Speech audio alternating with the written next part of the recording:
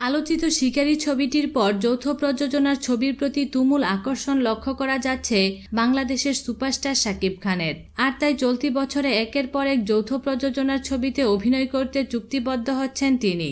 এরই মধ্যে মুক্তির প্রতীক্ষায় আছে এসকে মুভিজ ও জাজ মাল্টিমিডিয়ার যৌথ প্রযোজনার ছবি নবাব। আর তারই মধ্যে নতুন করে চুক্তিবদ্ধ হলেন চালবাজ নামের একটি ছবিতে, যে ছবিতে দ্বিতীয়বারের মতো তার বিপরীতে দেখা যাবে কলকাতার জনপ্রিয় অভিনেত্রী শুভশ্রীকে। মঙ্গলবার কলকাতার প্রখ্যাত প্রযোজনা প্রতিষ্ঠান এসকে মুভিজ উদযাপন করেছে তাদের প্রতিষ্ঠার 29 বছর। আর এমন গুরুত্বপূর্ণ দিনে দুটি সিনেমার মহরত অনুষ্ঠানও রেখেছেন তারা। তার মধ্যে একটি সিনেমা বাংলাদেশের সুপারস্টার অভিনেতা শাকিব খানের। ছবির নাম চালবাজ। শিকারী ও নবাব নির্মাতা জয়দেব মুখার্জির পরিচালনায় এই ছবিতে শাকিবের বিপরীতে আছেন নায়িকা শুভশ্রী। মহরত অনুষ্ঠানে উপস্থিত হতে পারেননি শাকিব, আর তাই তাকে মিস করে ফেসবুকে স্ট্যাটাস দিয়েছেন শুভশ্রী।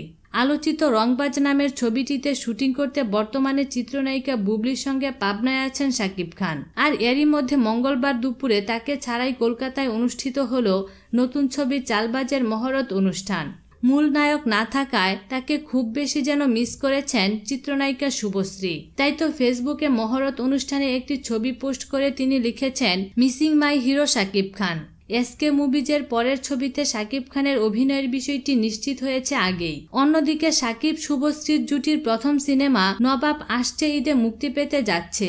জাজ মাল্টিমিডিয়া ও এসকে মুভিজের ব্যানারে যৌথ প্রযোজনার ছবিতে শাকিব খান ও শুভশ্রী ছাড়াও অভিনয় করেছেন অমিত হাসান, খরাজ মুখার্জি, রাস্তাব দত্ত, মেঘলা ও আরো অনেকেই। বিনোদন জগতের নিত্য নতুন খবরাখবর জানতে আমাদের চ্যানেলটিতে সাবস্ক্রাইব করার জন্য আপনাকে আন্তরিক ধন্যবাদ।